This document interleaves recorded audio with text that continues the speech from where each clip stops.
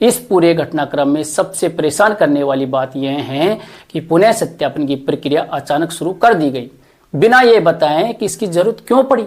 जनता को कोई ठोस वजह नहीं बताई गई। क्या पहले की सूची में कोई तकनीकी गड़बड़ी थी, क्या कोई बड़ा घोटाला हुआ था, या फिर किसी खास मकसद से यह दोबारा जांच शुरू की गई? इन सवालों की कोई जवाब नहीं है। जब कोई प्रक्रिया पारदर्शी नहीं होती तो उस पर भरोसा करना मुश्किल हो जाता है।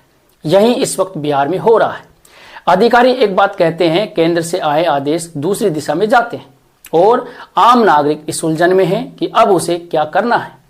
पटना में आधार कार्ड को मान्य दस्तावेज माना जा रहा है, लेकिन दूसरे जिलों में वही आधार कार्ड खारिज किया जा रहा है।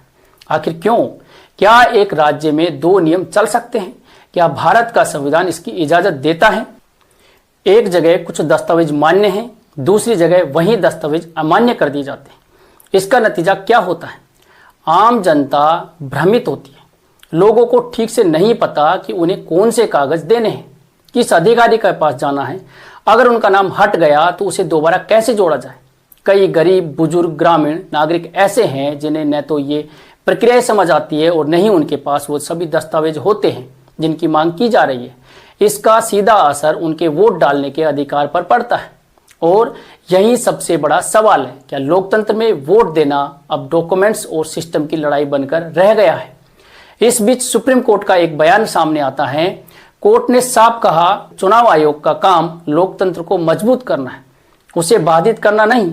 अनुच्छेद 324 के तहत चुनाव आयोग की जो शक्तियां मिली, उनका मतलब यही है कि वह हर नागरिक को बराबरी से वोट देने का अधिकार सुनिश्चित करे। लेकिन जब वही आयोग अपने आदेशों से नागरिकों की परेशानी बढ़ा दे, तो क्या यह शक्ति का दुरुपयोग नहीं है? सुप्रीम कोर्ट ने यह भी कहा कि अगर प्रक्रिया में कोई कानूनी खामी सामने आती है तो उसमें सुधार या निलंबन संभव है, लेकिन तब तक अगली सुनवाई होती है। तब तक यह प्रक्रिया लगभग पूरी हो जाएगी।